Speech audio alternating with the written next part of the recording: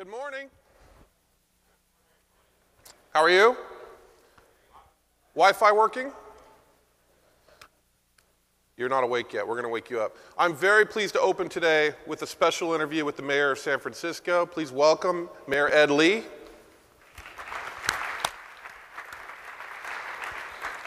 morning, Mike. Good morning. Thanks for making it out here. So you're currently the mayor of San Francisco. Yes, I am. The interim mayor. And you're running again in November. That's right. November 8th is the vote date. The mayor's microphone is not on. Testing. We have teams of people to fix this.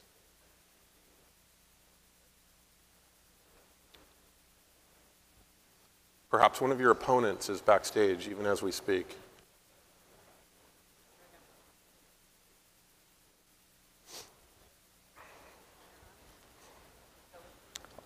Good morning, everyone. All right. We'll start over. You're currently the mayor of San Francisco. Yes, I am. And you're running for mayor as well. Yes, and the vote date is November 8th. Yeah. Now you have to be a San Francisco resident to vote for you. Is that? That's correct. In the audience, raise your hand if you're a San Francisco resident, and leave your hand up if you're a registered voter, and leave your hand up if you're going to vote for the mayor. That's everybody. Amazing. It was unanimous. All right. All right. And we also have people watching on TV, but they can't raise their hand. Well, they could raise their hand, but they wouldn't be seen. But anyway, this is my question. I can't find any evidence that you've ever run for anything before. Have you ever been? Are you a politician? Have you ever run for election? No, this is the first time I've run for a public office. In fact, the last time I ran was in high school. Okay, so personally, I find that to be a huge plus. So you've never run for anything other. Let's talk about the high school election. I think it's relevant since it was your last. What did you run for? I ran for senior class president of Franklin High School in Seattle, Washington, where I grew up. Did you win? Yes, I won. Awesome. Okay, so that's good. And how did you win? Like, can you talk about your campaign? Did you go negative? Were there TV? Like, how much did you raise for that campaign? I went around and I think my slogan was Ed win, not lose. That was my slogan. Keep it simple. I think that's pretty awesome that you have never run for office before. No, Why break the perfect streak? I've been working in San Francisco government for 22 years. I worked for 4 different mayors and headed up 5 different departments in the city. Well, some of the work you've done has been hugely positive from our perspective, which is why we made it a priority to invite you here. One of the things we've been focusing on at TechCrunch is the problems with the payroll tax system in San Francisco from a tech company's perspective. So there's Twitter. A lot of these companies Zynga are getting large, and they've threatened to leave the city because of the 1.5% payroll tax, but also because there's this weird stock option tax that might apply as well. Can you talk a little bit about the things that you and the Board of Supervisors have accomplished? Well, certainly. When I came into office, there was already a notice on my desk that Twitter had indicated that they were looking for space in South San Francisco because of our tax structure.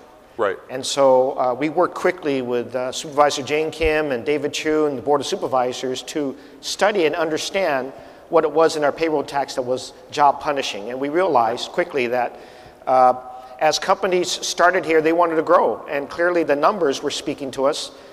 For example, Twitter was saying they're going to grow from their current about 400 employees to maybe 3,000 in the next 2 years. All of that was going to be taxed on them, and they wanted to maybe look at another location where it wouldn't be taxed. So Twitter didn't want to pay taxes? No, Twitter was willing to pay the taxes, but they didn't want to be punished for their growth. Right. And that was the distinction that we wanted to make as we then worked with Supervisor Kim and said, why don't we do 2 things at the same time? Let's create a exemption, and let's place it on one of the areas that we want to revitalize, and that's mid-market.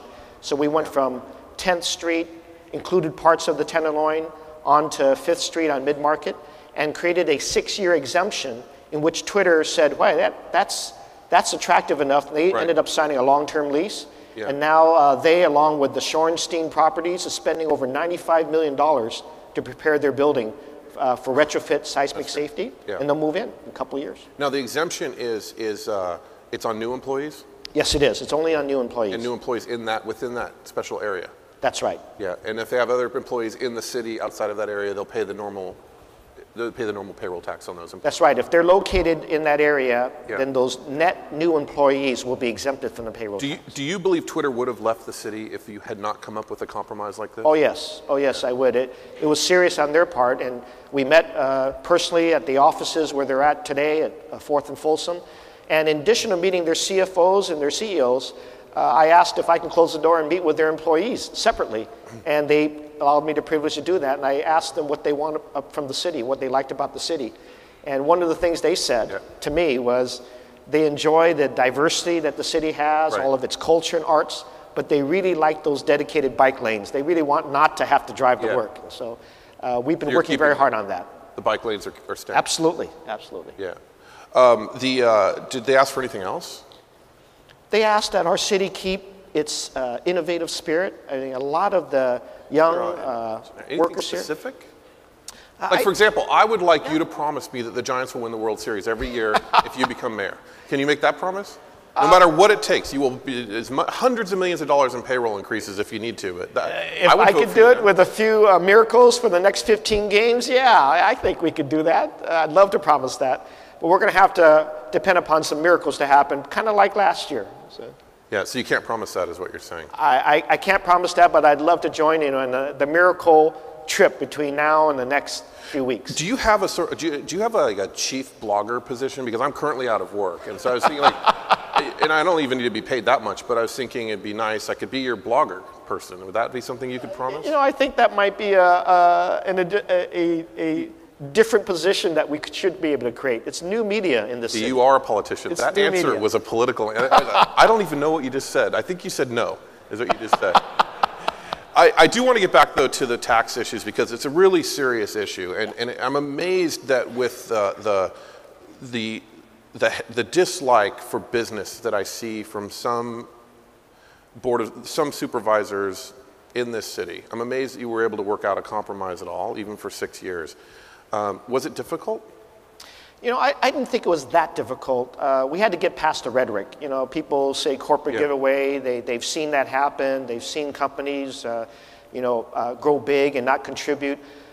And there was a lot of rhetoric. There was a lot of rhetoric. We just pierced through that because the number one thing we want to do in the city is create jobs. It's got to be about jobs these days and how we can attract business, make investment, get its appropriate return so that more jobs can get created.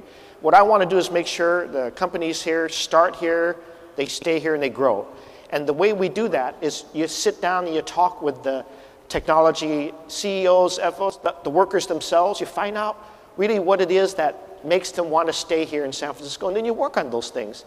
And whether it's green bike lanes or whether it's an exemption from our taxes, be they payroll tax or even learning about the stock options tax and how that was going to hurt. Well, we didn't realize that. Yeah. The stock option part of this is a little different because, for example, Zynga isn't in the exclusion area. Is that correct? That's right. They're down on Townsend Street. So they will continue to pay payroll taxes. That's right. I mean, they just moved in to the tune of several 100,000 square feet down there, and they couldn't offer a different move to mid-market, but they are going to grow, and they're about to turn public. And they were explaining to us, this is how we start and grow. And if you're going to punish us with taxing our stock options as they are turning the corner to make us profitable, then not only our investors are going to go away, I think our company is going to disappear as well. And we had to pay attention to that. And that came from a story that came out of TechCrunch, to be quite candid with you.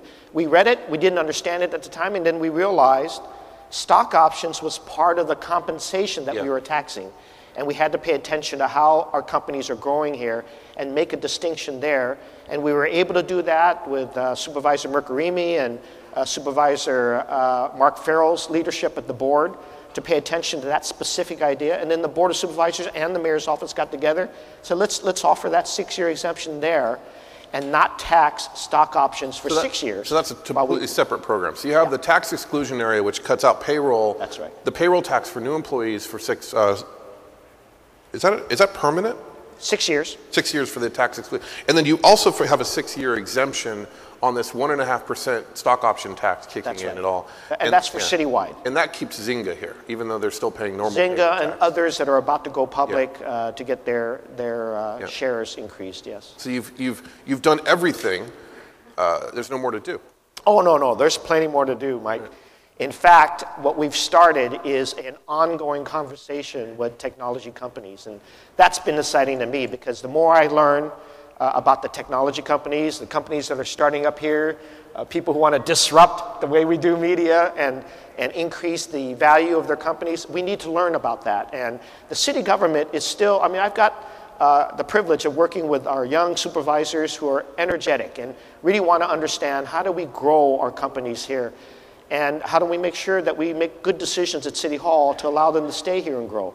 That's the number one thing here. So it's not just ending. In fact, the payroll tax exemption for 6 years on mid-market was just the beginning of that discussion.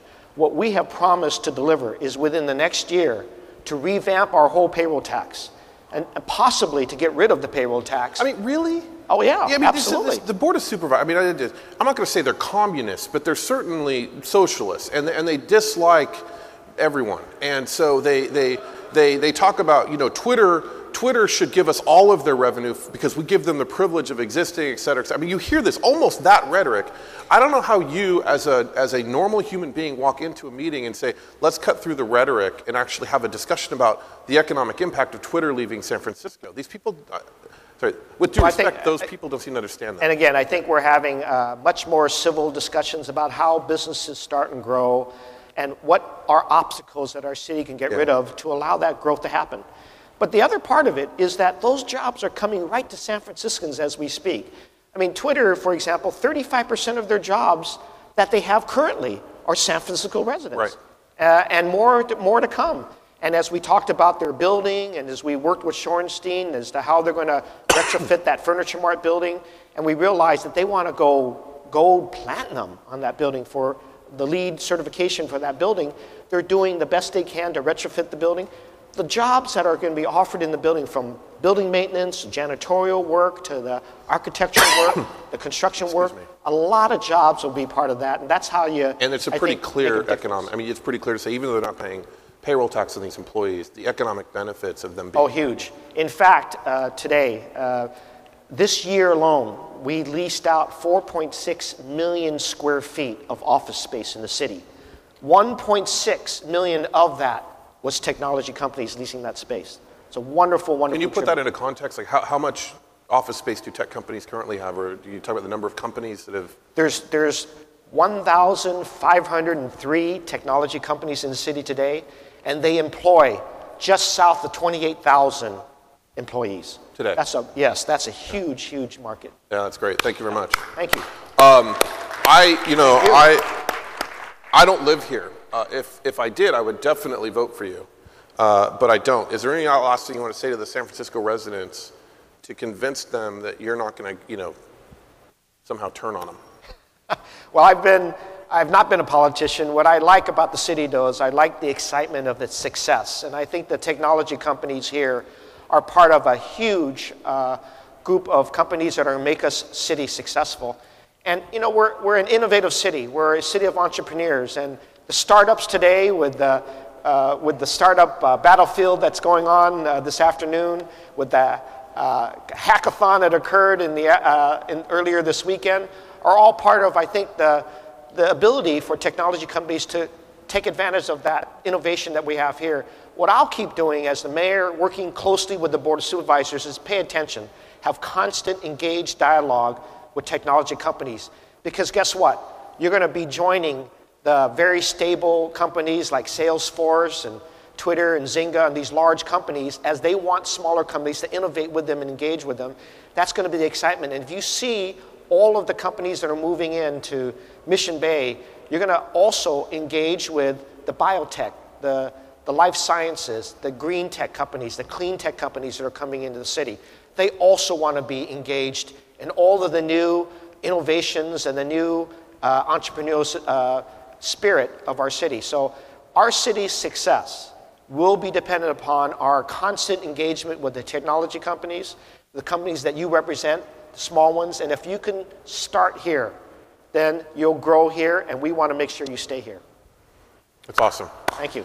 I don't know if everyone heard that you said our city's success will be based on our constant engagement with the technology companies, something along those lines. That's right. You speak plainly for a politician, and it warms my heart to hear that. So thank you very much. Thank you, Mike. And you keep talking to us. You keep reminding us what we have to do. And pay I will. I no longer have a blog, but I'm going to tweet at you, and so you'll be seeing it in sort of shorter versions. But how many people now are convinced that either you're going to vote for the mayor or you would if you were a San Francisco resident? Raise your hand.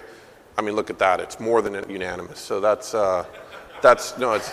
excellent. Thank you very much. Well, the neat thing, too, is that we're not just a city on the West Coast. No. We're an international city. And so companies like Twitter and Zynga and Salesforce and our established companies, they know that they have an opportunity to establish a worldwide headquarters here in San Francisco. We're an international city.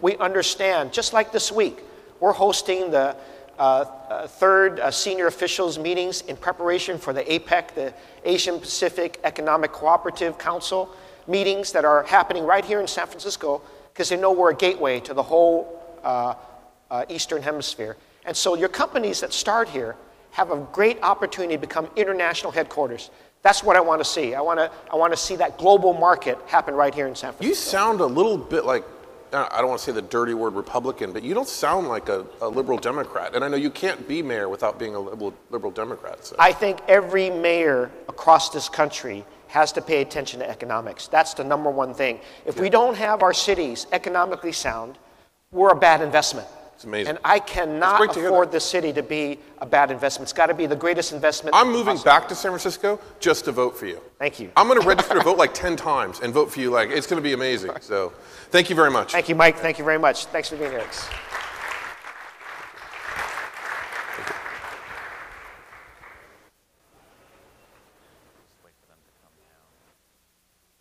I was just kidding about the registering to vote 10 times.